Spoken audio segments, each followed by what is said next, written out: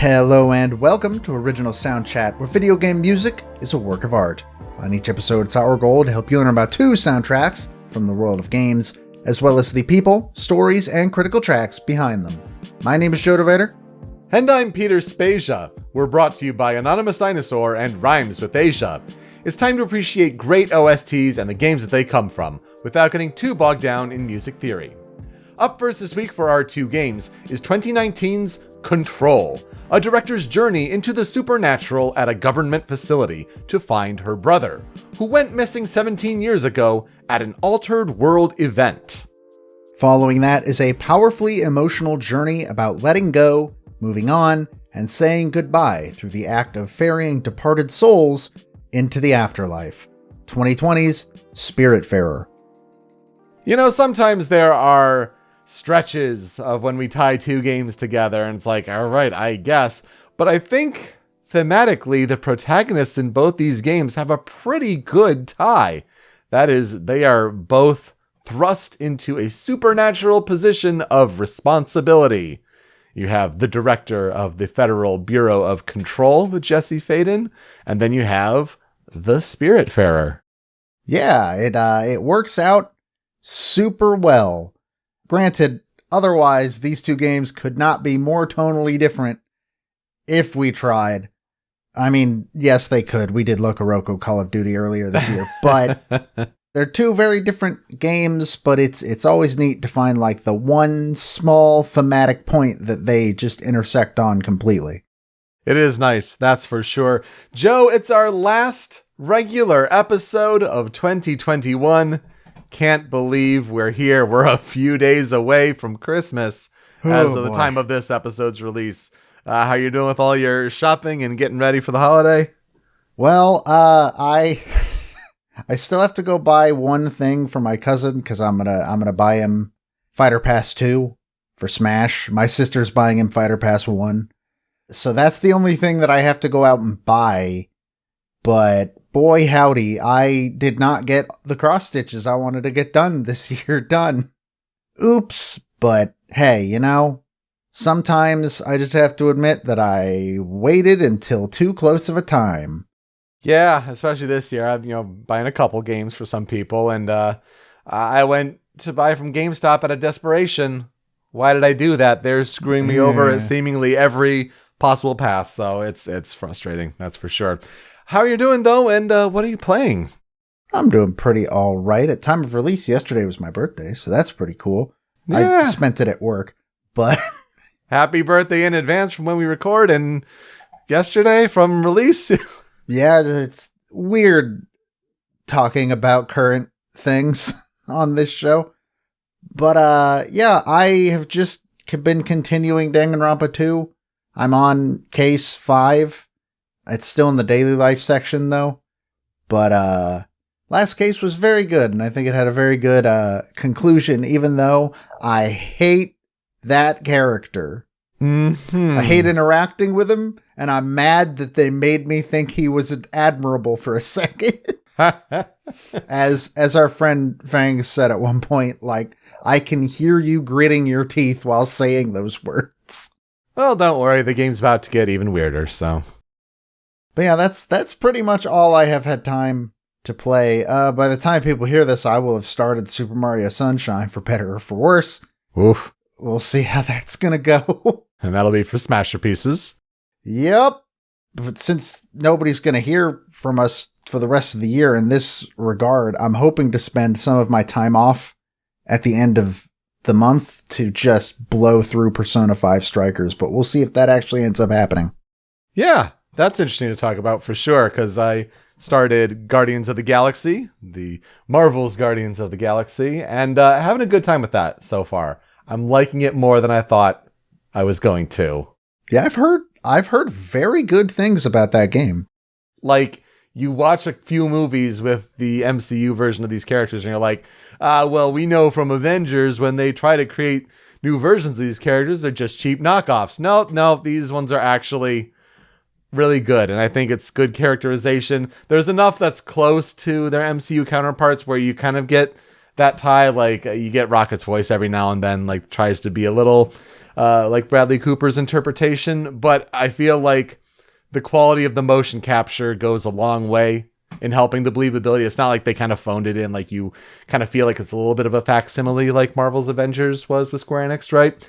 But like there's a good production quality to this game, and it's really fun in combat. I like the exploring the environment, picking up crafting things to improve your Star-Lord stats and abilities and all that. I like that. I'm having a good time with it. I just finished the section with Lady Hellbender, so the main area that they were promoting in demos and things like that. So it's chapter 5-ish now? I'm not sure how many chapters, but you're right. I think for the rest of the year, I'm hoping to beat that and then go through the Halo Infinite campaign.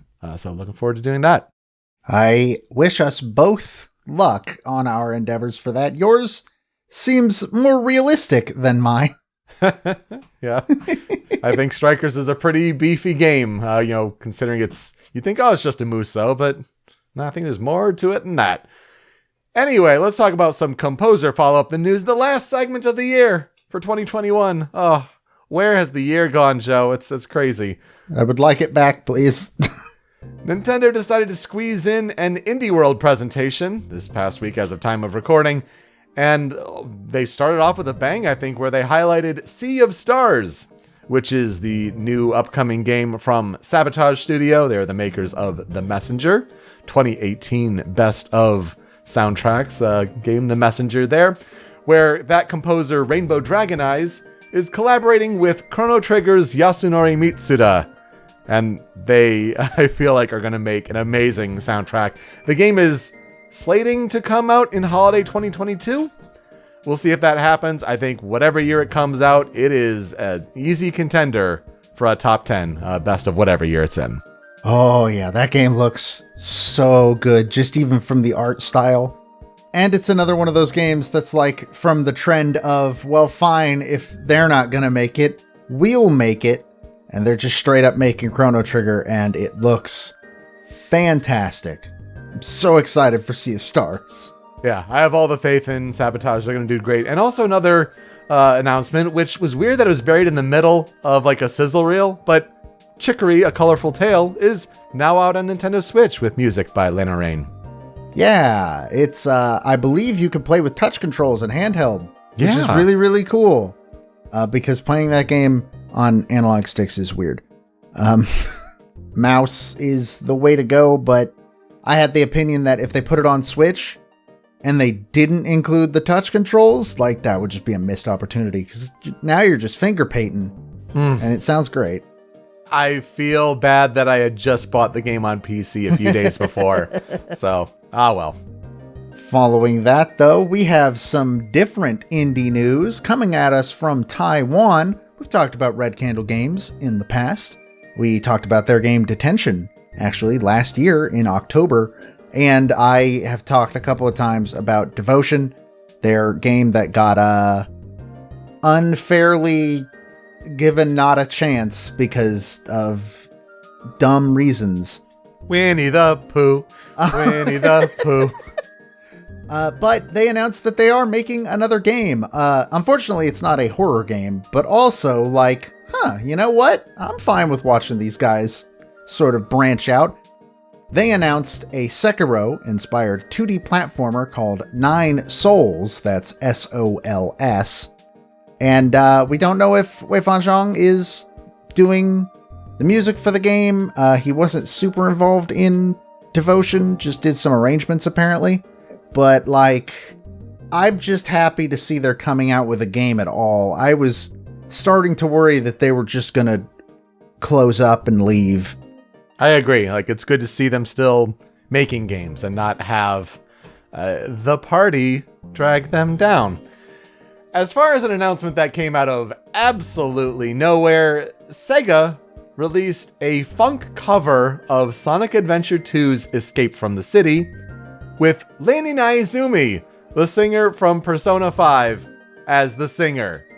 It's a fine cover, but I think it's just one of those things that it's like, I could have never expected this mashup, like ever in my lifetime, and no bingo board had Lynn singing Escape from the City.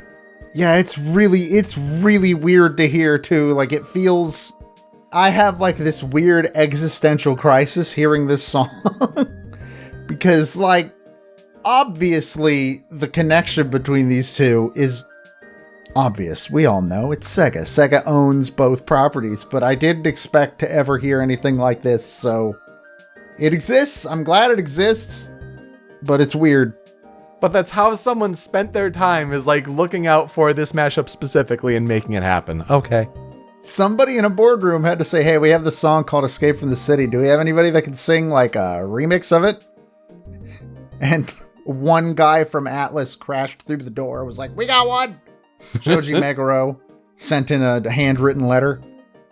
Also, did you know that Firewatch, which we have talked about in the past for their composer Chris Remo, hey, it's on Game Pass now, alongside, might I add, the game Lake. Yeah. Which I also played earlier this year, that both of those are really nice, sort of laid back games with, you know, simple gameplay, and I heavily recommend both of them. They're great. What an amazing year for Game Pass. Honestly, it just keeps getting better and better. Best value in games. Now, I'm not getting paid by Microsoft to say that, but it's honestly true. One of these days, it's going to take a downturn, and I'm terrified. Yeah. Ouch. Wow. Megan McDuffie, we talked about her before for her work on River City Girls. Not only is she doing music in River City Girls 2, which was highlighted at Indie World. It was neat to see a trailer for that. Boy, they're beefing up what that game originally was with River City Girls and just doing more and better. Looking forward to seeing that next year for sure. But she also announced that she is composing for Asteroids Recharged. And that is a game that is out now, so good for her for getting more work. Yeah, I don't know what Asteroids Recharged is. I mean, I do. It's Asteroids.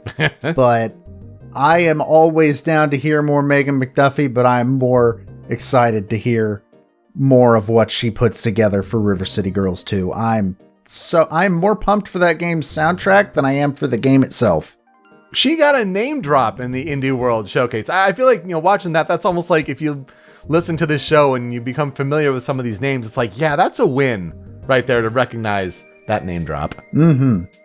And lastly, if you go to listen to the soundtrack for Dicey Dungeons on Spotify, you might notice that it's not there anymore. This is apparently just a temporary change. Chip Zell, the composer of the soundtrack, said something along the lines of they're moving to a different publisher in terms of distribution. And so she estimates it'll be up probably early January. But if you want to listen right now, you can go on over to Chip Zell's Bandcamp and you can buy it outright. And you should do that because it's really, really good. And you should give Chip Zell your money. Support your video game music artists. All right, let's talk about the first of our two games this week. And it is Control. This is actually our first game that we're covering from Remedy Entertainment. So Remedy is a Finnish developer known for the first two Max Payne games, Alan Wake and Quantum Break. Now, the individual that is most often associated with the studio is Sami Järvi, or Sam Lake. Yeah, did you know that Sam Lake wasn't his real name? It's because Järvi is lake in Finnish. I had no idea. Yeah, so things I learned from this research, just like flat out, because Sam Lake just made an appearance at the 2021 Game Awards to announce Alan Wake 2. And not only is he the writer for most of these big Remedy games, like Alan Wake and the original Max Payne and even this game Control, he was the face model for the original Max Payne. So if he looks like a classic video game character, that's probably why. With his weird plastic smirk in the first game that I see referenced all the time. Exactly. So yeah, that is Sam Lake. And so after Quantum Break came out in 2016, that was the last game in a publishing agreement with Microsoft that Remedy had. So Remedy was set to deliver their first game free from all of that. And what did they deliver? They deliver Control, which released worldwide on August 27th, 2019 on PS4, Xbox One, and PC. An Ultimate Edition that was bundled with the game's 2 DLC expansions, released on PC a year later, on August 27, 2020, with PS4 and Xbox One versions launching on September 10th, 2020. There's also a Nintendo Switch streaming version that launched on October 30th, 2020. It was one of those, I think, like a shadow drop in a Nintendo Direct, if I remember correctly. But again, it's a streaming version, so your mileage may vary there. If you can afford to play it literally anywhere else, I would recommend that. Yeah, that's a good place. So, like, for example, if you have a PlayStation 5 or an Xbox Series X or S, there's a version that was enhanced specifically for those consoles, and that released on February 2nd, 2021. There are also Google Stadia and Amazon Luna versions that also exist, I guess, but it's the same sort of thing of you're playing a streaming version, so maybe best to do that elsewhere. Control is developed by Remedy Entertainment and published by 505 Games. It is a third-person action-adventure game that relies heavily on shooter gameplay, and it's designed in a Metroidvania style, with a large environment, with many rooms to explore, and the player will then need to backtrack through with new powers and open new environments and rooms, and etc. So you get to expand your weapon arsenal options, but you also grow and hone your own powers, such as using telekinesis to throw objects and levitate. By the end of the game, you're picking up whatever you can around the room with telekinesis and chucking it at enemies. Sometimes even throwing enemies at enemies. It's a fun physics time. Boy, oh boy. You get to explore, defeat enemies, complete main and side missions, gain experience points, unlock new powers, and grow a skill tree. But because, what are these games without RPG elements? Control revolves around the titular Federal Bureau of Control, or the FBC. It is a clandestine U.S. government agency which investigates supernatural altered world events, or AWEs. Now, these AWEs are affected by the human collective unconscious and have a variety of paranatural effects, including the creation of objects of power, which are basic, simple, archetypal items which grant special abilities to their wielders. Now, 17 years prior to the game's start, Jessie Faden and her younger brother Dylan were involved in an AWE in their hometown of Ordinary, Maine. I forgot their town is just called Ordinary. Yeah, it sure is. Now, after discovering an object of power in the form of a slide projector, the two children accidentally unleashed paranatural forces which caused Ordinary's entire adult population to vanish. Jessie and Dylan are rescued by Polaris, a mysterious telepathic entity. But shortly thereafter, the FBC arrived in Ordinary, capturing Dylan and the slide projector while Jessie fled.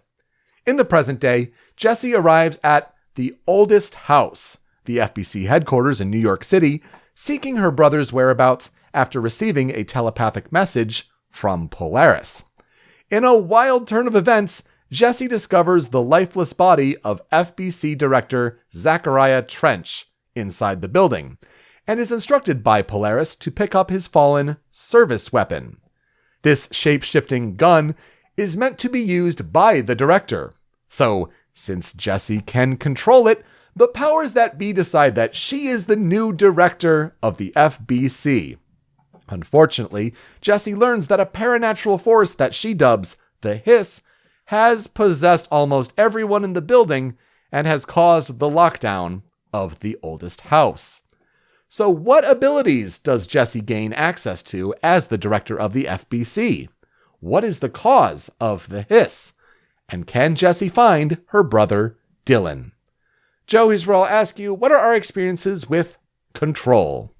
So I have never played a Remedy game except for Control. You'd think I would have played Alan Wake at some point, because I like horror stuff, and Alan Wake is supposedly very good, but I haven't. And I never played any of Max Payne, and did anybody play Quantum Break? I have it, but I haven't played it. I don't know anybody that's played Quantum Break. or watched its TV show. Oh, did that get made? Yeah, it was a parallel side experience. Oh, yeah. I forgot that I remembered that being a part of the whole pitch for it, yeah. Yeah, but I didn't remember if it was actually like made or anything. Oh, yeah, I got a physical version and it came on like DVDs too and stuff. It was super weird. That's absolutely bizarre. I really, really like the setting and aesthetic and writing and everything about Control. I'm not a huge fan of playing Control.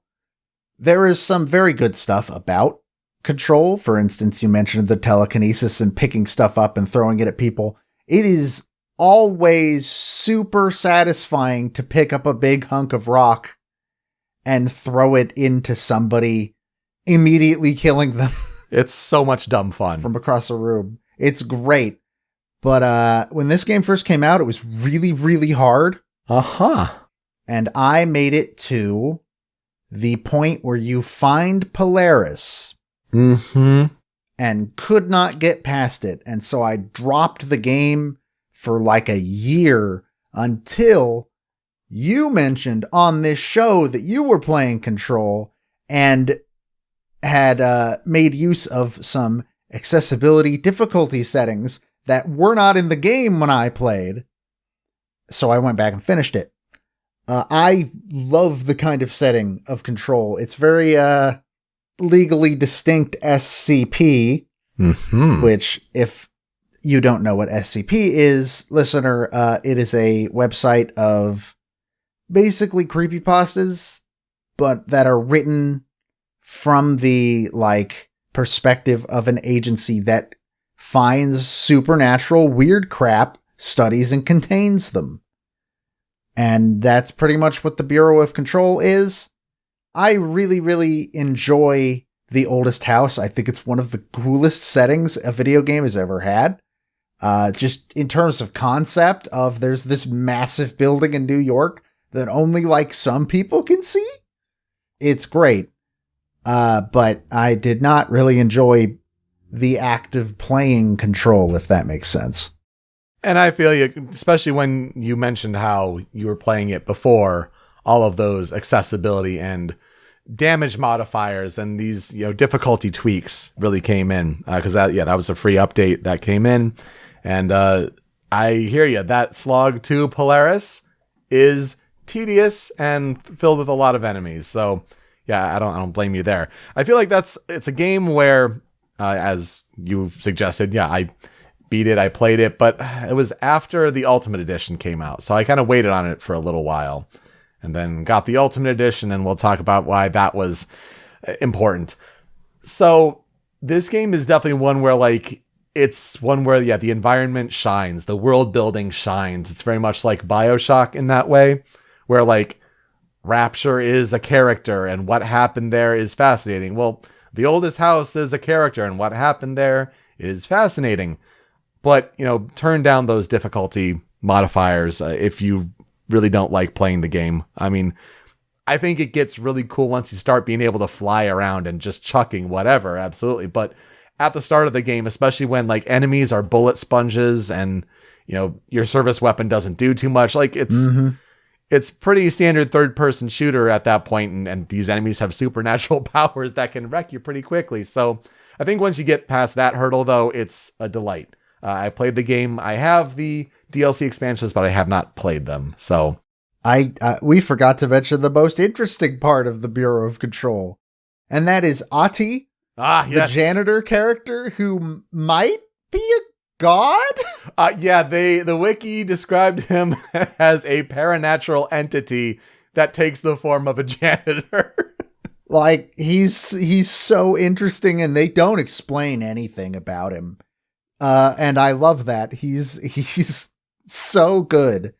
What a character, and what a game, honestly. It was fun to look into Control and learn more about it, especially because Control was developed using more efficient development strategies to keep costs and time low, since, Remedy was now on their own for the time being, away from Microsoft, because their previous games that they developed with Alan Wake and Quantum Break, it took 7 and 5 years respectively to complete those games to develop them.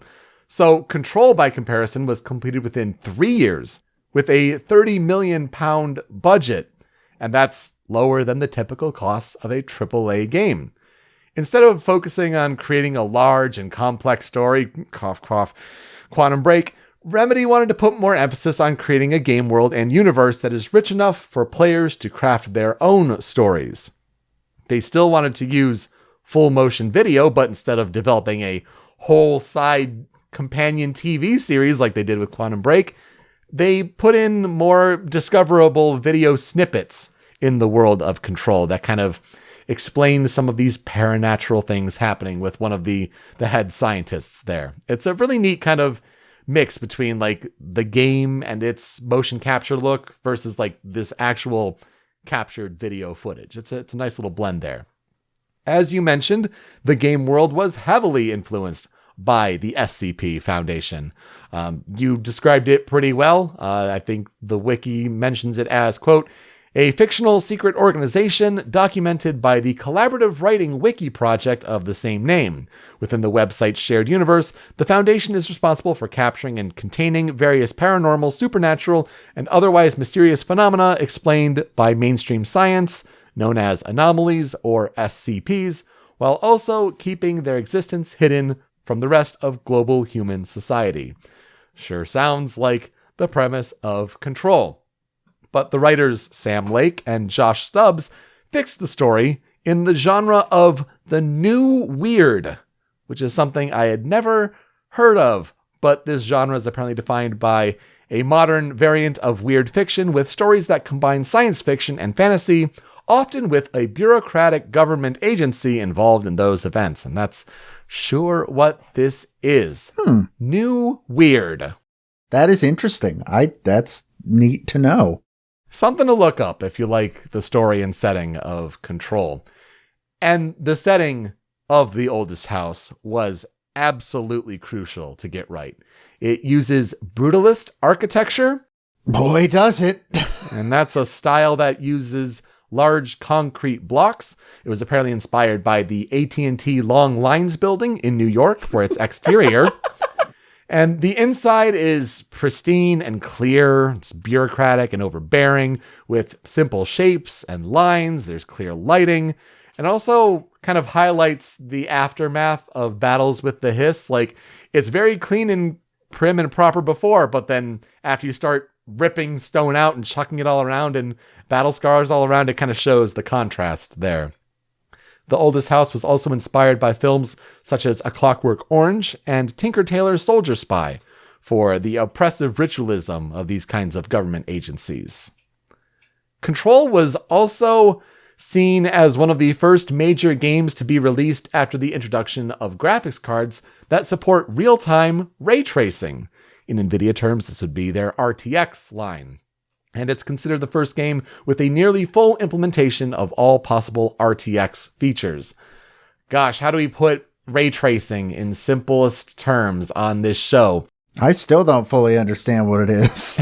It's basically representing light how it is with actual rays, treating reflections properly. Like, you're not mapping textures on windows and things like that, or, curved shapes and things like that. It's treating light as it actually is in the real physical world, which is like first. That's about, to my knowledge, how I can best describe it. I mean, that makes sense to me. Here's a fun fact. In a side mission, a recording by a character known as Dr. Yoshimi Tokui relates a dreamlike experience in Japanese. And this voice is actually a cameo by Hideo Kojima. Oh, yeah, I think I do remember hearing about that. So he's in the game, and I think it kind of makes sense because I think 505 had a hand in helping with the publishing of Death Stranding, or at least one of the versions, like the PC version. I think they published the PC version. Yeah, so I think that makes sense, the connection there. Control was known under the working title of P7 when Remedy announced a publishing partnership with 505 Games in May 2017.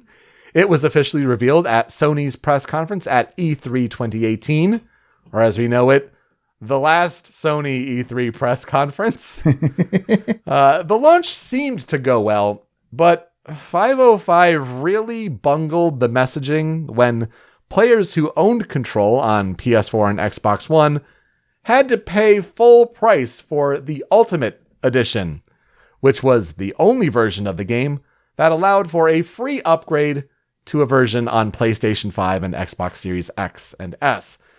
See, 505 Games stated that while they were looking to find a free upgrade path that would work for all users, but they said that there was, quote, some form of blocker, and those blockers meant that at least one group of players ended up being left out of the upgrade for various reasons. No translation, oh guys, I don't know, but give us your money.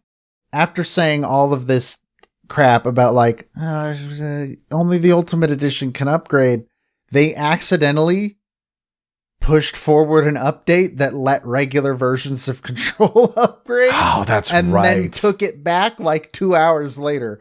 But nothing could be done. It's a blocker. It was the most blatant, bald-faced lie I have ever seen from anybody, and that's saying something. And it's crazy because that sticks with you, that they messed that up so badly. Well, Control reviewed well at launch, with Metacritic averages of 85 on PC and 82 and 84 on PS4 and Xbox One respectively. The next generation versions would review better, with 85 and 87 on PlayStation 5 and Xbox Series X. But the Switch version would not fare so well at 72. Don't play streaming versions, kids. It's rough, unless you have to. Unless that's the only way that you could play this game, but there are better ways for sure.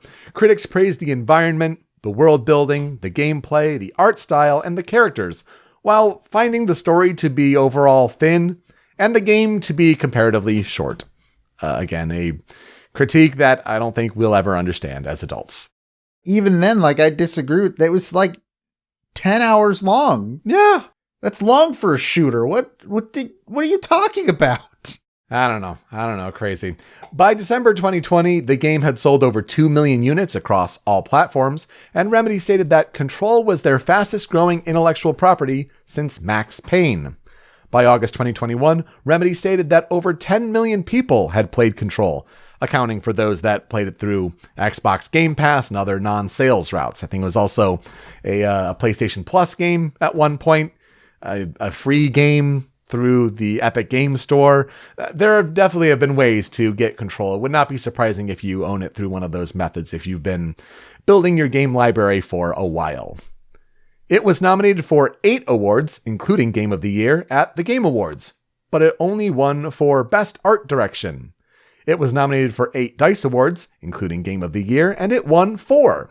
Outstanding Achievement in Art Direction, Game Direction, Original Music Composition, and Action Game of the Year. It was nominated for 11 BAFTAs, including Best Game and Music, but it only won Performer in a Supporting Role for Marty Suosalo, who plays Ati. Yeah! There were several online publications, such as IGN, Game Informer, Electric Gaming Monthly, and Games Radar, that named Control as their Game of the Year for 2019. As far as its legacy goes, there were 2 DLC expansions. These would be The Foundation and AWE, which released in June and August 2020. AWE confirmed what the game had been alluding to, with an appearance from Alan Wake himself. And this would be, especially with talk from Sam Lake, that a Remedy-connected universe existed, especially for those 2 games to be tied together. I believe you can also find documents about Max Payne in the game as well. And I'm sure Quantum Break is also in there too, with the abilities and powers that you have in that game. So yeah, they're thinking big picture with all of those. Control's story is not done though, because an unnamed sequel and a separate 4-player cooperative spin-off that is tentatively titled Condor, this was announced in June 2021. So more Control to come, on top of Crossfire X coming next year from Remedy, and then the announced Alan Wake 2. So Remedy is busy. They sure are. I hope they put those difficulty options in Control 2 right away, because I very much want to go back to the FBC. For sure. Let's talk about the composer this week, and we're going to talk about Petri Alanko. Petri Alanko seemed to be born in 1970 and looks like he's based out of Finland. There wasn't any specific exact born information available, but you kind of get to extrapolate based on other things he said. He also has a musical alias of Lowland, and he was introduced to electronic music when he was 8 with Kraftwerk's song Robots. Then he became exposed to Yara, Tangerine Dream, Vangelis, Michael Stearns, Dead Can Dance, and more. This led to him getting a synthesizer and then being able to buy more gear from working different jobs. He says MIDI was introduced when he was 13, so this would be around 1983, and this was at a point in his life when he notes that he was, quote, very tech aware. He spent a short time at the University of Jyväskylä in Finland. Oh, that's a mouthful. I hope I was pronouncing that right. And this is where he studied theoretical physics, programming, and musicology. That's quite a combination there. He is also trained with a classical background at a conservatory in Finland, trained in piano and church organ. He says, quote, the more notes I could slam down, the more I loved it. I was quite a mellow and easygoing guy as a teenager, but in front of a piano, I was a furious maniac. I let out all my angst in a right way, I'd say. At the start of his professional career, he spent time producing music and designing sound for bands, record labels, and mobile manufacturers, among others. He actually became introduced to Remedy when the development company asked a friend of his if he knew someone, quote, capable of creating orchestral music and memorable melodies. And this led to his video game industry break in composing Alan Wake. From his bio on his website, quote, his scores feature a unique composing style, rich with vibrant harmonies and highly unusual hybrid instrumentation, thanks to his roots in both electronic and classical music. Ranging from hard-edged all-electronic to sublime and smooth orchestral scores, his arranging style varies depending on the needs of the production. He also recently released a solo album as Lowland titled We've Been Here Before in August 2018. And he has worked since 2018 as the audio director of Finnish broadcasting company YLE's radio department. You can follow Petri Alanko on Twitter at Pepe Papa, Peppepappa. His discography, I mean, of course, his website talks about worked on hundreds of songs and music productions and things like that. But as far as games go, that would be most relevant to us. He composed for Alan Wake. He also composed for Trials Evolution and Trials Fusion, composed for Quantum Break, and also, of course, Control. So, the music on the Control soundtrack is composed by Petri Alanko, as well as Martin Stig Andersen. Not a composer we've talked about before on the show, but one notable in the industry because he composed dark ambient work on Playdead's games, and this would be Limbo and Inside. Oh, I didn't know he was involved in this. That's a good get. Yeah, so the two worked together, but separately. Like, they never met up, but like were trading work back and forth, and they kind of split composing duties on the soundtrack. Oddly enough, we'll get to see here in the critical tracks that the ones we highlight happen to be all from Petri Alanko, but important to note, Martin Stig Andersen, I'm sure, eventually will be a name we'll bring up on this show. I found it interesting that despite his work on Alan Wake and Quantum Break and all that, it wasn't a sure thing that Petri Alanko would be cast as a composer. He got a presentation of what this game Control was going to be, and he says, quote, I composed a demo, sent it in, and got a call. They had an anonymous listening session, and it turned out that the track they had selected to represent the idea of the game best was mine. And it was interesting to hear him talk about, like, how he just kind of broke everything down and how he approached the game. He said, quote, I basically had to temporarily forget all I know about 12-tone scales or harmonic overtone series. Like I did with every project, I started this one by creating a special sound library for the basis of sample sets and virtual instruments, some of which I had to build by myself in Native Instruments' Reactor. However, since the studio wanted a different angle to the project, I had to step away from the usual tunings and harmonies and just let go.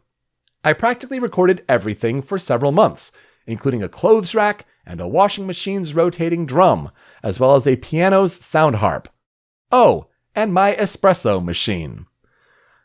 So yeah, a whole bunch of different sounds there, and then you start to work with them, especially when it comes to representing the hiss. He says, quote, I did some whining and screeching sounds by just dragging heavy wooden objects on a concrete floor, recording everything in 192 kilohertz with contact mics and a Sanken CO100K, then slowing it all down, bringing the Sanken's extreme high end back to life, and audible as well, and taking it off from there. So yeah, this is primarily a dark ambient soundtrack. And when people think of Control, there are other songs that come to mind. Oh, don't worry, we'll cover those. But it also makes it difficult to find out where these songs play when it's a lot of dark ambient cues. You can't really point to specific melodies. So apologies for the struggle there, but still, welcome to my world of covering Silent Hill, Peter. Well, let's talk about the 5 critical tracks then for Control. And we'll start with the first one. This is Et Ratio Principalis.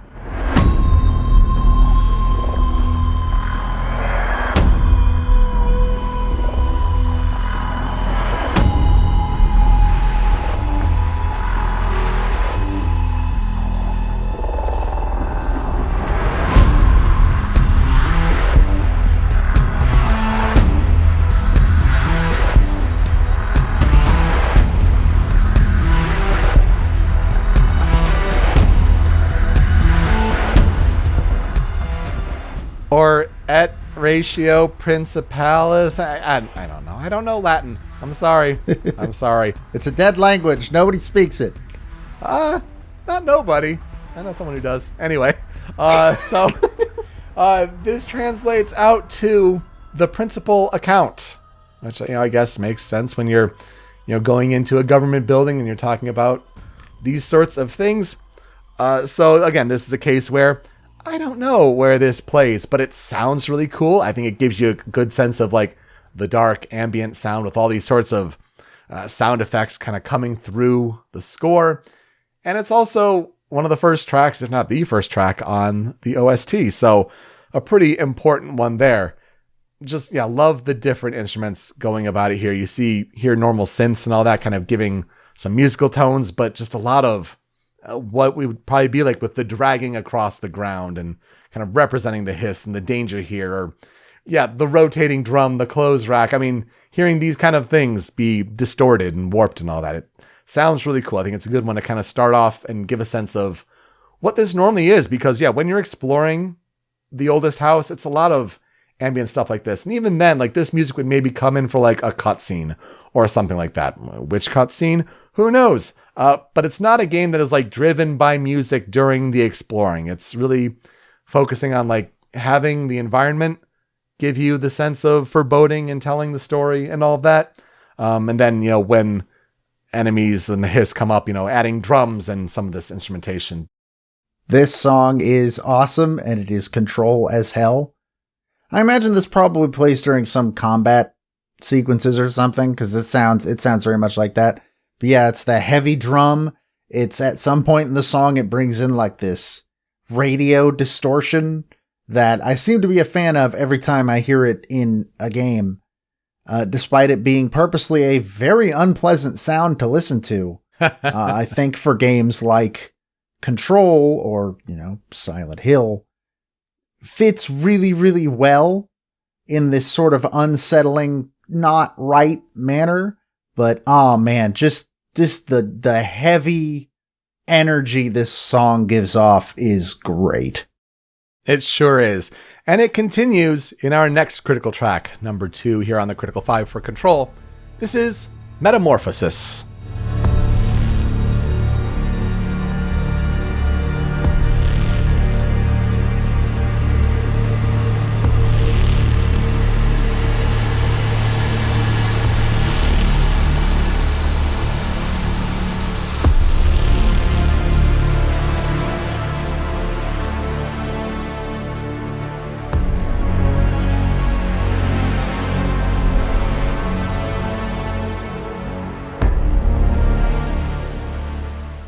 We know what metamorphosis means. Okay.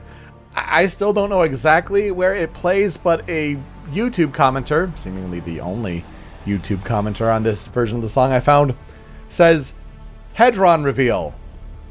Okay, so maybe it plays kind of in the cutscene at the end of that long segment that you had difficulty getting up to, I guess. So maybe it's closer to the end of the game.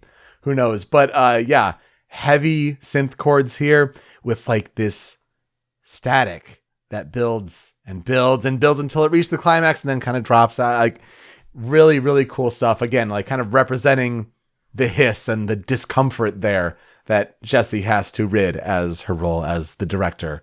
Just another good example of like the vibe that Control's soundtrack gives off. Not many songs that have like a big melody, although Alanko mentioned like a 6-note leitmotif that I couldn't exactly track down what that was, but really gives a good sense of what the feeling is for the soundtrack. And people like to mention this track a lot from what I noticed.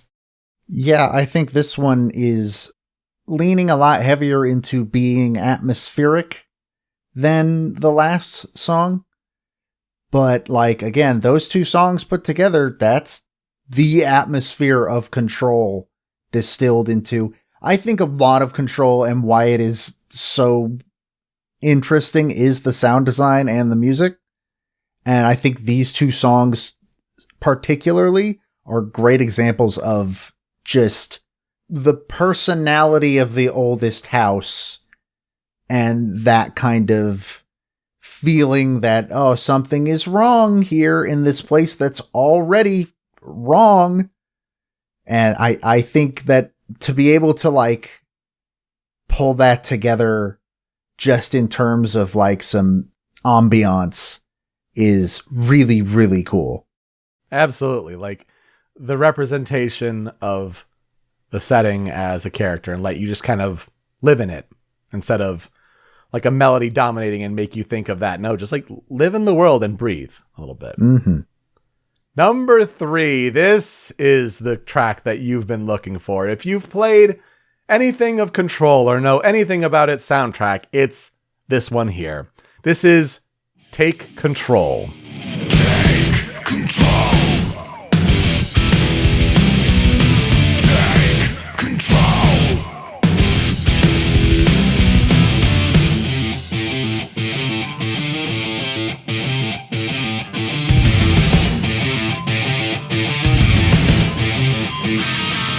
I see a vision rising greenery, fading in assuredly.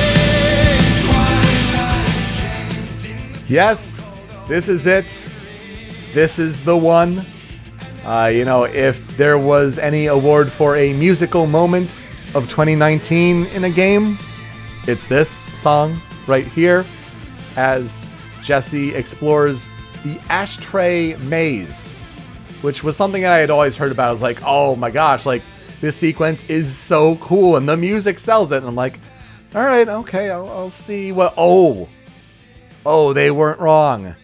It's actually amazing. And I think part of it too is like, maybe you even got a little bit of a whiplash, listener, where you're like, okay, it's this dark ambient music. And what is this rock music that's played by like a Viking metal band? What is this? So it's credited as it's performed by the Old Gods of Asgard. But this is a fictional in-universe band and apparently a reference to Alan Wake. The real-life counterpart is the band Poets of the Fall. And so this was the band that actually performed it. And they're good friends with Remedy. So it's like working with them in this way. I think Sam Lake wrote the lyrics, if I'm not mistaken, to this one. But yeah, credited in-game as the Old Gods of Asgard.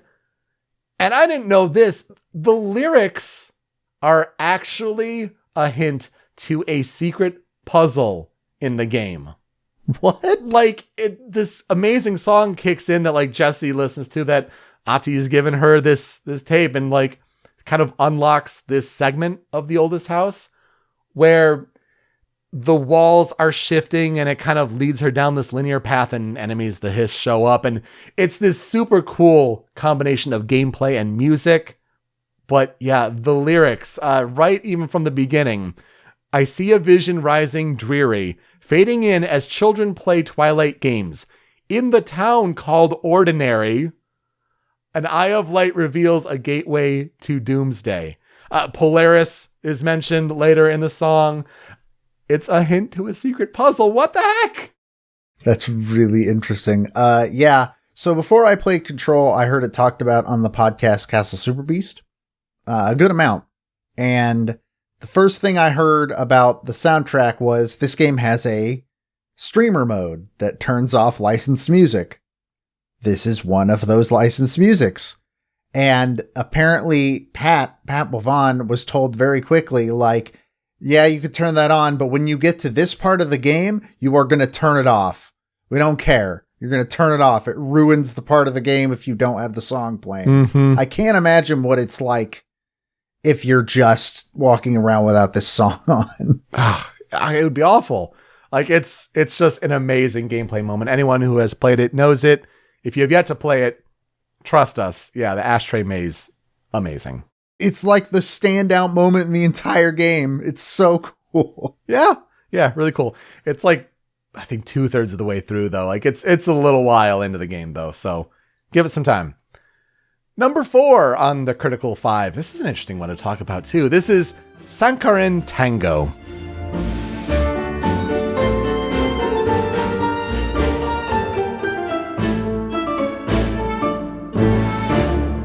Järveks luulin merta kerran, runon lausui hän.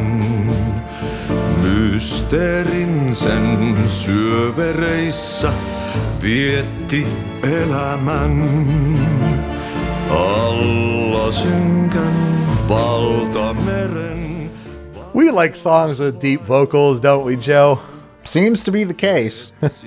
This has a vocal performance by Martti Suosalo, and he is the voice of the janitor, Ahti. And so, yeah, he gives this performance, which is weird. I think this plays, like, on the radio, like, during some of his side missions, because you can do some side missions for Ahti. And, yeah, it's his voice actor singing this Finnish tango. Oh, it's such a weird, cool song. So, Sam Lake also wrote the lyrics for this one, and he said that he had been yearning to add his native Finland into one of their games in some way, and Control presented the opportunity to do this with Ahti. And this song in particular, I think it again throws you for another loop, a totally different genre and style, but man, this is one that stands out when you play the game for sure. I like to believe that this is actually in-universe Ahti singing the song, and he's listening to the song that he sung, and I don't know why that's really funny to me, but it is. Again, I don't know how many times I need to say it, but like, Ahti's the best. Yes. He's the best character in the game, mainly because they do not explain a damn thing about him. And I think at one point you bring up to one of the scientists, you bring him up to one of them, and they're like, oh yeah, we have no idea what he is. And it's awesome. I love Ahti so much. He's an award-winning character. Absolutely. Let's wrap up the Critical 5, though, with number 5 for Control. This is Fear of a Blank Planet. My face is mother done. Curiosity is giving up on me. I'm shooting out his eyes and pills around their eyes. How can I be sure I'm here? The pills that I've been taking confuse me. I need to know that someone sees them. There's nothing left, I simply am not here. All right, let's change genres again. This time it's prog rock, and this is performed by Porcupine Tree. This is the end credits song of the game, and it's a 7.5-minute prog rock song that goes through the whole credits. So it's a little bit of a jarring way to end Control, especially with some of the other music that you've been hearing. but I feel like it fully rounds out the experience. And you know what? Always down with some prog rock. You can't go wrong with prog rock. This is the weakest on the Critical 5, I think. I kind of wish that the credits had been something a little bit more along the lines of the first 2 tracks.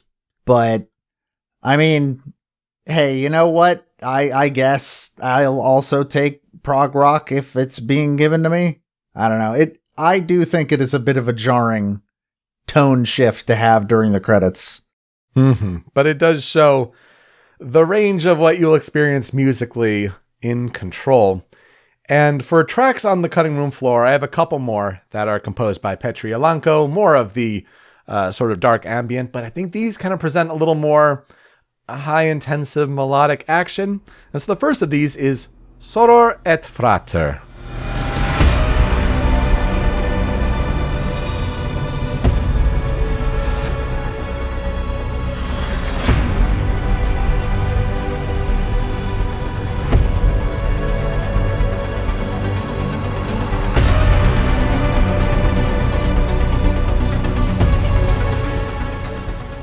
High-intensive melodic action is my favorite Hideo Kojima game.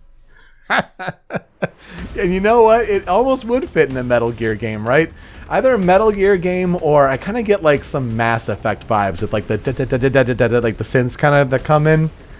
I don't know. I think this one's really neat, and it just gives you like a different sense. And granted, this is like only part of like a 4-minute song, so it starts kind of dark and ambient, but I like the energy and the sound and the key that this one picks up into. And this one translates out, again, we have some Latin titles here, so this one translates out to Sister and Brother. Oh, that makes sense. Jesse and Dylan, of course. There you go. I really like this one. I think your comparison to Mass Effect is like super correct. This could feel like, especially the part played in the clip, could feel like something that played in Mass Effect during some like combat section or something like that. This is more along the lines of like, when I think of Control, I think of stuff like this. Absolutely. Yeah, I agree. Something battle-y maybe, but definitely maybe with the title gives a sense of maybe it's a theme for Jesse and Dylan's relationship. I don't know. Again, hard to say when people don't seem to know where these play. The other one on the cutting room floor for me is, here's another Latin one. Finis est principium altarius.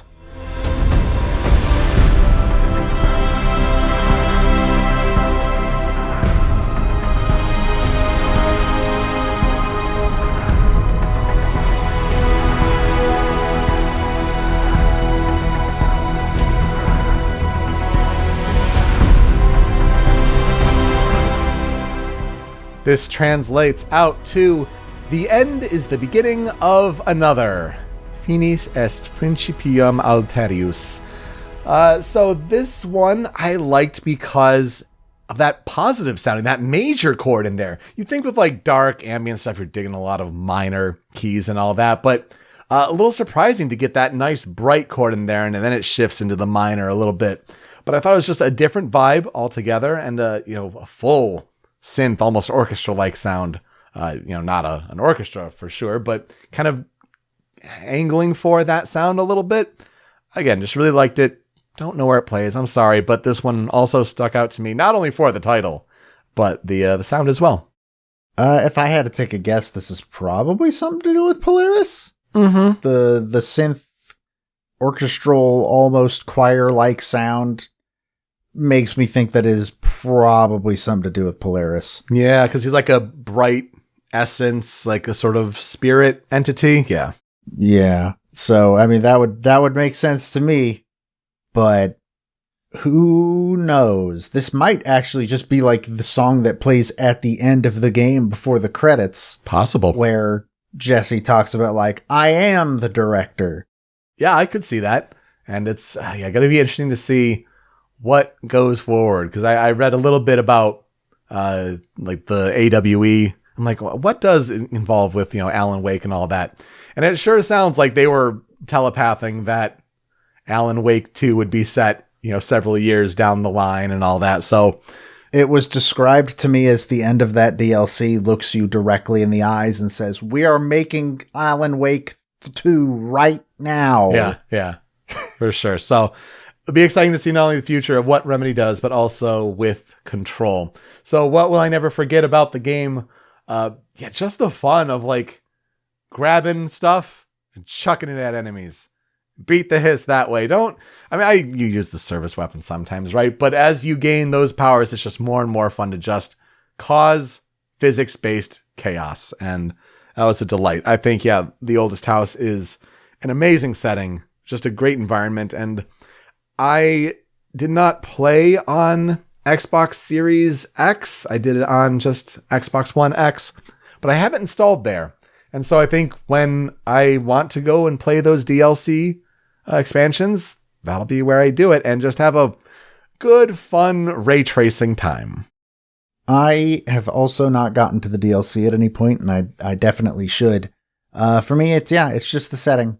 The Oldest House is awesome. We didn't even talk about the motel. Oh my which gosh, I think is also just a really, really interesting concept. Pulling light switches and teleporting places and dimensions. Oh my gosh. And then also the realm where the board is. Yeah, that's also like a really neat sort of... The board in general is just a really neat kind of entity, whatever the hell they are. Yeah, with the astral realm. There's so much really, really cool stuff in Control, and I really look forward to seeing where they take this setting next. I think it's going to be a lot of fun.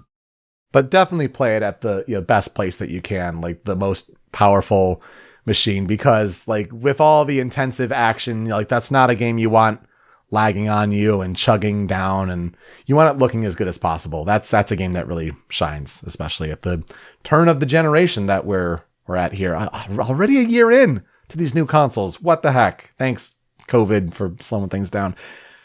Let's transition and talk about the next game that you will cover. But first, before we do that, we highlight a fan cover, fan remix, whether it's on OC Remix, YouTube, wherever.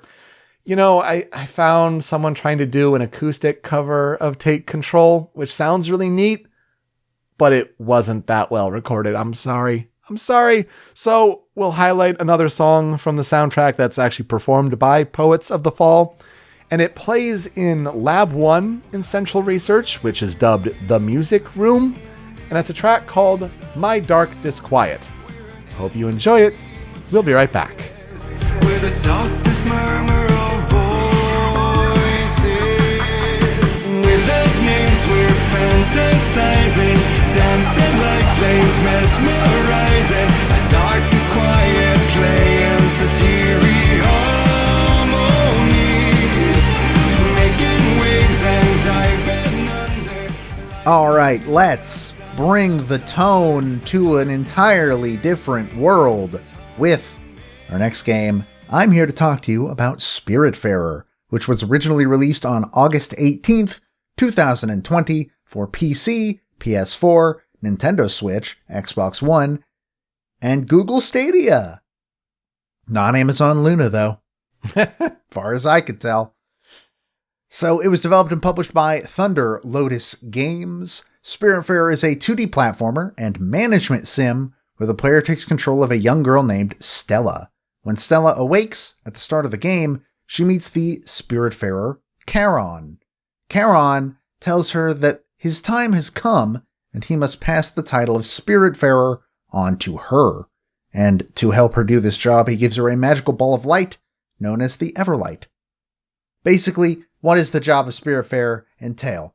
Well, you go and you find wayward souls of the recently departed, bring them onto your ship where they sort of hang out for a bit, and complete any unfinished business with Stella's help before you take them to a place called the Everdoor, where they pass on into the afterlife. And while these spirits are passengers on her ship, she can build them a house. She can build different facilities for things like planting crops to use as ingredients for cooking. You can smelt metals. You can cut lumber. Those two things can be used for building more stuff, etc., etc. Every spirit on the ship has a happiness meter that will go down if you do not feed them or give them attention. Often enough, at least. I don't think there's any real consequence for not doing this, except they might hold you back from like doing some of their quest lines. I think I never found an issue with it. Yeah, as long as it's not difficult to do. Yeah, though they do have, all the spirits do have food tastes. So some of them won't eat vegetables. Some of them won't eat fruits. Some of them won't eat food that's not organic. Like they have stuff that they won't eat. I also think they won't eat the same thing twice in a row. So there's a lot of juggling to get there, but it's overall not really all that overbearing. And you can also have a second player jump in for local co-op because they could take control of Stella's feline companion, Daffodil, who at the beginning of the game rudely obtains an Everlight of her own and is just a character that follows Stella around everywhere she goes. Each spirit has their own quest line relating to their regrets and desires from their time on Earth, and once that quest line is complete, it's time to take them to the Everdoor and say goodbye. And between all that time, you can sail to different islands on the seas of the afterlife. You can collect resources like berries or wood or ores, that kind of thing, and bring them back onto your ship and do stuff with them and interact with all these spirits and get to know them as characters before ultimately they have to go away forever, which is one of the heaviest core concepts of the entire game. So, with that being said, Peter, what are our experiences with Spiritfarer? I have not played Spiritfarer, but I do remember it being discussed as it almost made the cut last year for our Best of 2020 list, which, oh my gosh, an amazing list to be sure. And the fact that it was right up there, almost made it, is telling of the soundtrack's quality. I feel like because of when it was released in summer of 2020, a lot of people compared it to Animal Crossing New Horizons, but saying that, oh, it takes place on a ship and you have to say goodbye to your villagers at some point, and that's the hardest part. So, yeah, I think that's an interesting comp point. Yeah, I see it compared closer to something like Harvest Moon or Stardew Valley. Sure. Most of the time, because it's more along the lines of that, but it's not nearly as involved as Stardew Valley at all, which we'll talk about in a bit. But I played this game on Game Pass. I believe it's not on Game Pass anymore. I think it left a couple months ago, unfortunately. But it was when I played it, despite the fact that it does have some kind of repetitive gameplay, and it's not the fastest paced game, it was absolutely perfect to just pick up during a quiet evening at home and just play and prepare to have emotional distress in a lot of ways. I really, really like Spiritfarer. It was one of my favorite games of last year, and I've been planning to talk about this game since last year, pretty much around this same time frame, because originally my plan was to talk about it a year after it came out, but it got pushed down for a bunch of other releases and all that. But I'm glad I finally get to talk about it. But before we get into the music, I want to talk about how this game came into being. So the concept for Spiritfarer and the stories of the characters within it are largely based on creative director Nicolas Guérin and his own personal experiences with loss. The team's desire was also to make a game that dealt with the concept of death in a more intimate manner than you usually see in video games. I think Guérin talked about how he worked on Assassin's Creed for a little while. And one day just sort of had this realization of, man, you kill a lot of people in video games, huh? A lot of people just die. He was talking about this. The anecdote he brought up with it was I was playing around with dev tools, and because we needed to test if enemy AI worked in various locations like rooftops and stuff, we just had a function that spawned an NPC out of you wherever you were. It was we'd just fly around and just shoot a bunch of NPCs and watch them fall to their death. And that's a little weird, but also I'd probably do the same thing. But this sort of hit him with this realization of like, oh wow, a lot of people die in video games and we kind of just don't talk about it, huh? Because death is a hard subject to talk about even outside of games, just in general. And that was his thought there. So in order to really make sure they got this right, they actually spent a month doing research at a hospice care facility where they talked to residents, they talked to their loved ones, and they talked to the staff to help sort of flesh out the different characters from the vague personality traits that each character concept had started with. I think at one point he explains it as one of the old ladies they were talking to.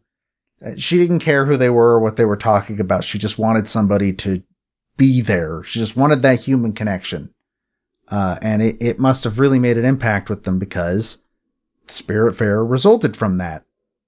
Other inspirations for the game, though, included the works of Hayao Miyazaki. In fact, I saw Spirited Away specifically mentioned a couple of times. Well, for sure, yeah. As well as the works of Wes Anderson, the Coen brothers, and, quote, to a degree, David Lynch as well. I have no idea what part they're possibly talking about that was inspired by David Lynch, and now I'm afraid.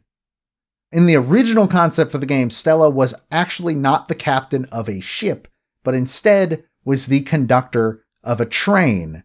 And after some thought, the team realized that the setting of a train didn't really fit the concept they have come up with as well as they wanted, so they also scrapped the original title of The Legend of Zelda Spirit Tracks. I've been waiting a week to make that joke. Other things that were almost in Spiritfarer include changing seasons, though this ended up cut, mostly due to the fact that the scope of putting in changing seasons was way bigger and would have added not all that much. And so they decided to cut it. That's kind of what video game development is for the uninitiated. It's, oh man, this would be a cool thing. It would take super long to implement. Would it add anything to the game? No? Then maybe if we have time later. And obviously they did not have time for seasons later on. I assume this is one of the reasons why, when I was reading up on the development of the game, apparently the farming stuff was supposed to be a much larger part of the game and much more sort of complicated and involved and emphasized. And they kind of ended up realizing that they were just making Harvest Moon or Stardew Valley. And they felt like that niche has already been filled. So they scaled down the resource management mechanics a little bit to be more casual friendly and just a lot easier to wrap your head around. They reportedly had, quote, no idea at first if they could pull off themes of death and positivity in a management sim, saying they lucked out with how it all came together. And Guerin said it was important to combine normal mundane tasks with the extraordinary, terribly gruesome moment we face when we know we are going to die. And honestly, I personally think they nailed it in that regard. Not perfectly. I believe there was a bit of a controversy with a character named Hans, who is an owl, or he might be a falcon. He's some kind of bird. And his life had been defined by he was in a wheelchair for his whole life. And a lot of like people in wheelchairs sort of didn't like the whole fact that he spends most of his story arc being like, man, I hated being in a wheelchair. It sucked and was super limiting. And they were like, we don't usually think that way. So Thunder Lotus did respond to these criticisms, and I believe did patch the game with a rewritten version of that character's story overall. So they did listen when people brought up stuff like that. In a GameSpot interview in July of 2021, that's almost a year after the game had come out, the script for the game, including the additional content added in post-launch updates, was around 90,000 words. The game reviewed pretty well upon release. Switch and PS4 sits at an 83 on Metacritic, PC at 84. I didn't see any of the other versions because I didn't go to Metacritic, I just did the off Wikipedia. You know how it is. The writing and the art was praised. It's got a really, really nice hand-drawn art style that I think is particularly expressive and beautiful. And they particularly praised the emotionally affecting action of having to let go of characters you've grown attached to over the course of your travels, which is, of course, the whole central conceit of the game. You get to know all these characters, and then eventually they go away. But they did give criticism about how sort of repetitive some of the gameplay and quests can be, especially on the resource management side of things. Like a lot of the quests boiled down to go there and bring me this thing, cook me this thing, etc., etc. It was nominated for Games for Impact and Best Indie Game at the Game Awards. It lost Games for Impact to Tell Me Why, which was Dontnod's game that year, and it lost Best Indie Game to none other than Hades at the Game Awards, which it didn't stand a chance. I love you, Spiritfarer. You didn't stand a chance. But Tell Me Why, I'm kind of surprised. I keep forgetting that game came out. I haven't played it yet. Yeah, I haven't either, but, it's important to get games out there that are talking about the trans experience. So I can see that, and that's why. As of this month, Spiritfarer has reportedly sold over 1 million copies, which is pretty good for an indie game of this type. New spirits were actually added over time, with 3 free updates that added Lily in spring of 2021, Beverly in summer, and Jackie and Daria in fall. This appears to be the last of the content planned for the game. I mainly think that because now all versions of the game that you can buy are labeled as Farewell Edition. So I'm going to assume that means it's done. That's their Game of the Year Ultimate Edition bundle, so to speak. So, the composer of Spiritfarer is a man that goes by the name Max LL. His full name, and I'm so sorry, I don't. You got Latin, I get French. Here we go. French is easier, come on. Maxime Lacoste-Lebois. Maxime Lacoste-Lebois. Ah, there we go. Maxime Lacoste-Lebois. He is a Montreal-based composer, and also he is a documentary filmmaker. He apparently recently jumped into co-directing documentaries and producing them. So that's kind of cool. I want to give a shout out. Pretty much almost all of the information I've gotten for this part of the show was the result of an interview by Josh Chesler for the website spin.com. He interviewed Max LL about the Spiritfarer soundtrack. When asked about sort of his musical stylings, which usually involve instruments that you aren't going to hear very often, he says, quote, "I spent a lot of time in the past 10 years traveling abroad. Most of my personal albums are based on experiences I've had during my travels in Asia and the Middle East. I always bring a recorder with me and will often pick up new instruments along the way. Through the years, I've built an interesting collection of found sounds, samples, and instruments that I always try to integrate in some way into my compositions. It allows me to keep things unique and interesting even when using more conventional arrangements." And when asked about what he feels about like the difference between writing music for a game as opposed to like a film or something like that, he says, quote, "A video game is a very unique medium. The story can unfold in a multitude of different ways depending on the player. You're not working with a locked picture like you are with a film. Things are constantly moving, so the music has to work for a variety of different scenarios. This is a very interesting challenge, and it affects the way I approach music integration and even composition to some extent." You can actually follow Max LL on Twitter at MaxLL Music. In terms of discography, he has done the other 2 games that Thunder Lotus put out, being Jotun and Sundered. He also is credited on VGMDB for having done music for Tahira, Echoes of the Astral Empire, and obviously he did the soundtrack for Spiritfarer. And he also just has a bunch of original albums, and I think film soundtracks and all that. You can actually go find and purchase all of that alongside Spiritfarer's soundtrack at his Bandcamp at maxll.bandcamp.com. So in terms of Spiritfarer itself, sound design was not actually handled in-house due to Thunder Lotus's small size, and it was instead worked on by another Montreal-based company called Pixel Audio. MaxLL himself became involved with Thunder Lotus from the beginning, as the president of the studio is a close personal friend of his, hence why his first game project ever was Thunder Lotus's debut title, Jotun. Jotun? I think it's Jotun. Jotun? Yeah. I think so.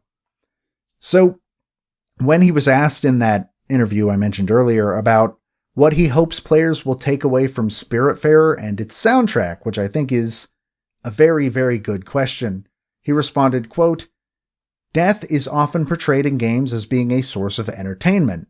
We become so comfortable with killing in the world of video games that we've forgotten what death really is like, its implications, its impact, how it truly feels to witness it or to lose someone that's close to us.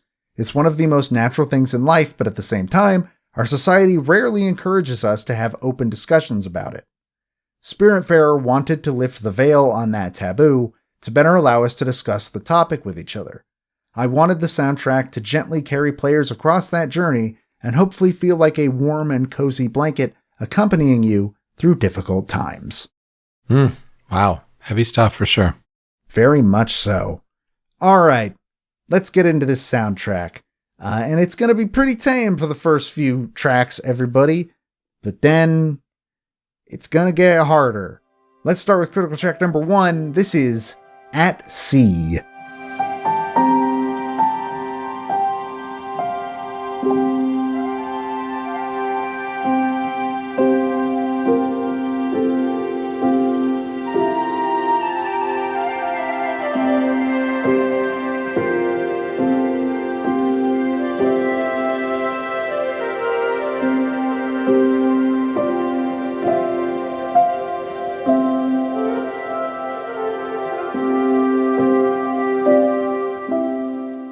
As you might guess from the name of this track, it plays when you are at sea. This is when you're sailing on the boat. And usually when I think about like music where you're sailing on a boat, like your mind goes to like Wind Waker and the theme of adventure. And this is kind of just the opposite tone of that, because it's very low key and it's laid back and it just feels nice to listen to while you're, doing some actions in the very many resource rooms and stuff like that. Or if you're just sitting on the back of the ship and fishing, which you can do. You can also just stand at the bow of the ship, which is something I did a lot of times, as it's sailing forward. And I think this song fits that entire sort of attitude super well. I especially really like the woodwinds because they feel like the wind to me, which, I mean, woodwinds, duh. But that's always the vibe that I usually get. Oh, it's delightful. I think this is gorgeous. And I think you're right. When you're talking about being on a ship in games, Wind Waker is the easiest comparison. You think of an adventure theme like dun da da da da da da da, and it's like, yeah, that's when you're like cutting through and probably moving at high speed through the water and on to the next part of the journey. But yeah, things are supposed to be relaxed here and doing things for other people on the ship and other spirits. Also, when you talk about spirits and you said like 3 new spirits were added, I got like Smash Brothers flashbacks. So, so there's that. But no, this one is just delightful. And I think you're right, at the opposite end of the spectrum, but also serves the purpose perfectly. That's a really nice one. And you can also hear the leitmotif that this game uses all over the place near the end of the song, but we'll get into more of that in a bit. Before then, though, we got to jump into critical track number 2, which actually might be one of my favorite songs in the game. This is Thunder Harvest.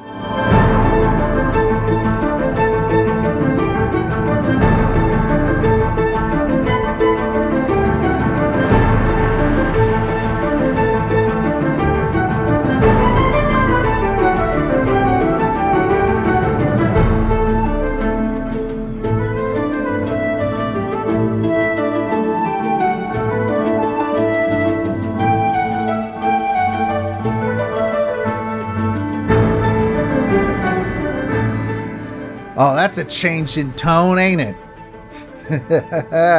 So once you have picked up the character Atul, who happens to also be Stella's uncle, sometimes you'll sail into a thunderstorm, at which point you get to use Stella's Everlight to collect lightning bolts as they strike the ship in a really, really fun minigame. All of those spirits have like a minigame associated with them, pretty much. And this is Atul's. In fact, when the thunderstorm starts happening, he pulls out a flute and starts playing the song. That's the implication. Oh my gosh, that's so cool. It's so good. I love it. And this song is this is a lot of fun. It's one of the first places where it starts asking you to do like a little bit of platforming on your ship. I really like this track. I think it's fantastic. I think it's interesting how not only do you get a sense of Studio Ghibli with the story, the theme, the characters, Spirited Away, all of that, but when I start to listen to this, I get a little bit of Joe Hisaishi vibes, the famous composer for Hayao Miyazaki and his projects and all that. Not necessarily, it doesn't have like the big, brass, the bright, peppy brass, but like, I think just the overall positive energy of it, I kind of get that sense of it. So I think it continues that Miyazaki feeling in a way, just in game form. Yeah, it's just great. And it's also not the tone you'd expect from a game like Spiritfarer, which also brings us to critical track number 3, and that is Freeing the Dragon.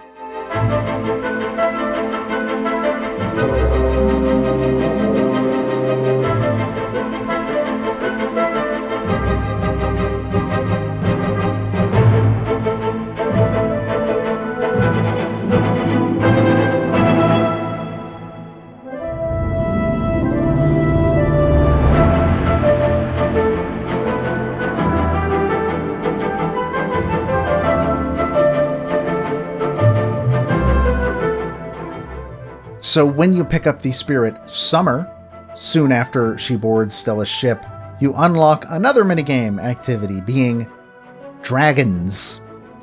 You can find these dragons that are sort of in pain and being sort of corrupted by these ores that are growing on their skin. And as Stella, you must complete a series of platforming challenges in order to free them from this plight. And also, for a little while, it's your only way of getting like silver and gold and I think copper, which you do need for some things later on. And it has like this minor key, like frightened, fearful tone at first, but then eventually hits this part where it just turns into this major key, triumphant sort of fun tone that like is just all over in Spiritfarer in general. And I think that having that comparison of like, yeah, no, it's a dragon, and dragons are really kind of frightening, but also like you are actively doing a good thing. This dragon is not trying to kill you or anything. And I think this song really brings that across really well. Yo, shouts out to the flute player on this. I mean, if it is Max LL, shout out, because wow, I think, so far, like, it really shows, like, that's the instrument that's really been carrying, and just super impressed by the performance and all that. I think it's really interesting from the outside perspective here of not playing the game that, like, you do have these fun, daring adventures that you're doing for these spirits, whether it's catching lightning, or trying to free these dragons from these ores that plague them. I think we go through a little bit of danger yourself to help the spirits pass on, and to have mini games accompanying them with these gorgeous tracks. I mean, that's a really nice way to flesh out the gameplay experience. Yeah, there's also stuff like collecting meteoroids and pole stars and jellyfish, and there's just a bunch of stuff you can do that helps some of these characters flesh out their own stories in a lot of ways. Okay, well, the fun part's over. It's time to be sad, everybody. Critical Track number 4 is my favorite song in the game, and that is Last Voyage.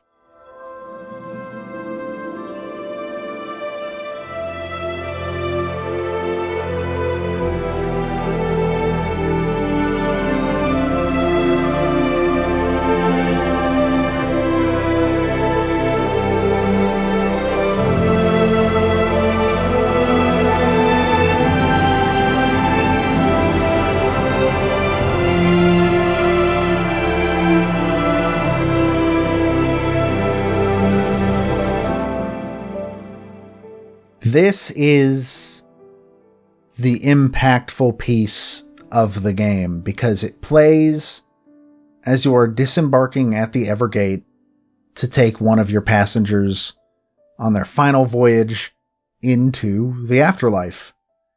And as you are sailing to the gate in your little lifeboat, essentially, they have like monologues, a final monologue to tell you about like, this is what I regretted in life, etc., etc.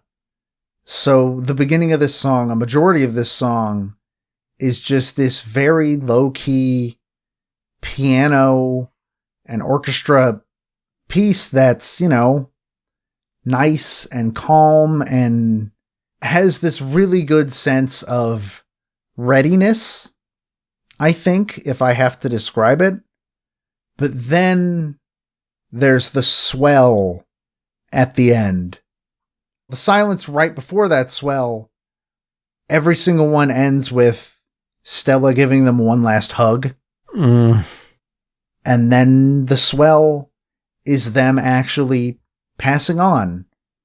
It's like the exact moment of the goodbye, and they become a constellation in the night sky right afterwards, and just that sort of leaves this bittersweet moment left to just sort of linger for just a little bit. And this song still hits me really, really hard, no matter how long ago I played the game or how many times I listen. Especially because right now in my life, this is kind of a very relevant feeling. But for that entire reason, like, this is my favorite song in the game by far. I think when it comes to a game with this premise, and all of the activity with these characters and getting to know them is building to this moment, to this crucial moment for these characters, you have to nail the music.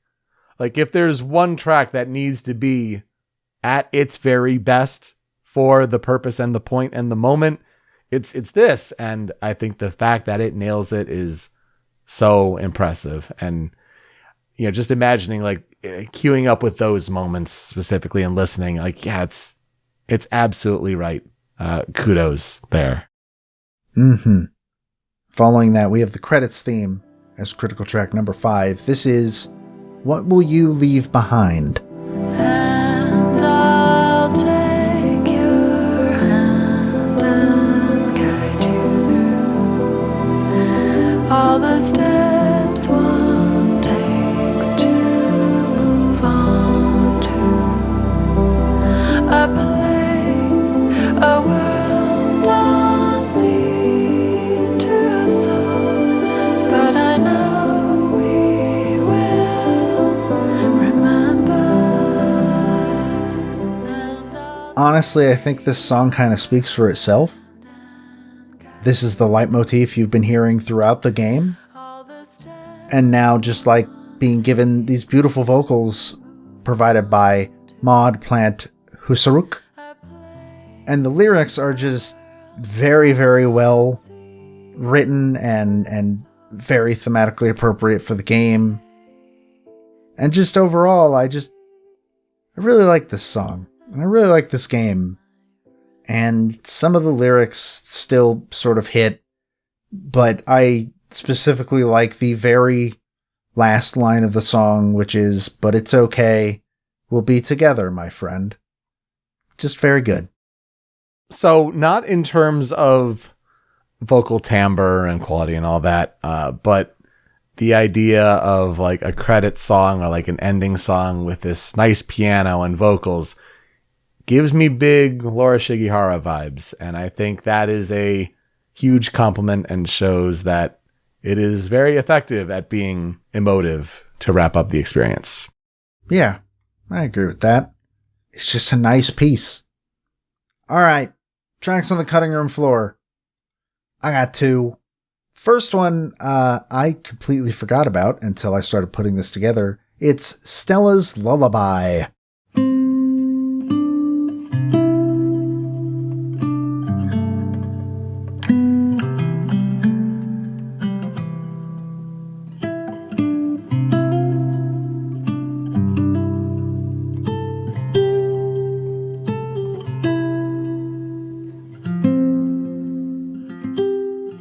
Just this very short, nice acoustic guitar piece. This is actually the song that plays when you go to bed for the night. Because you can't sail your ship during the nighttime because it's powered by the Everlight, and the Everlight is weaker at night because there's no light, etc., etc. And, I don't know, this song's just very pleasant.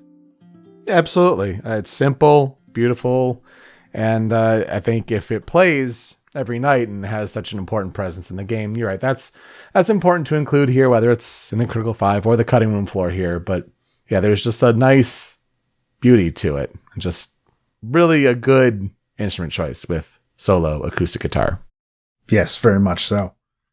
And the other song is another one of the side songs that I think is still very good and is also another song that really shows off that leitmotif again. This is Song of Growth.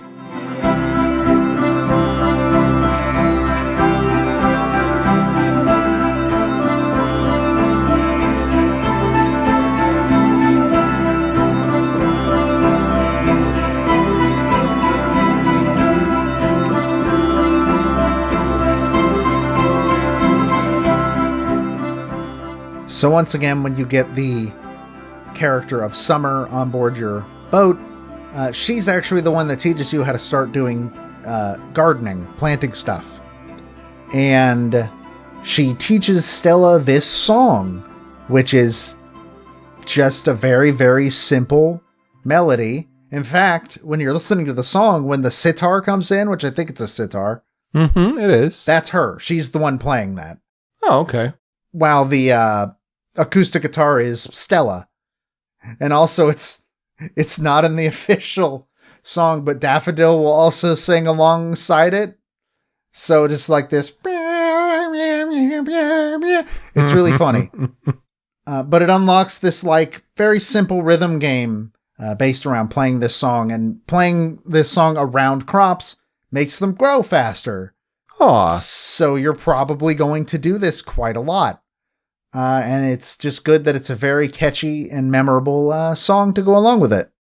This game just has really nice instrumentation and arrangement. It just sounds so nice. Whether it's in the somber mood of Last Voyage, but even a song like this, it's happy and positive, and yeah, contributes to gameplay improvements on the ship. We'll say no more. So what will I never forget about Spiritfarer? I've been returning in my thoughts to Spiritfarer a lot more recently. So like I said, I've been planning to talk about this game for over a year. This was probably the first game I put down for wanting to cover in 2021. And then over the course of 2021, some things have kind of gotten to the point where I find myself thinking about Spiritfarer a lot more than I think I normally would be. I liked the game and all that, and I love the soundtrack, I haven't played any of the like updates or anything, and maybe I should go back and do that. I don't know.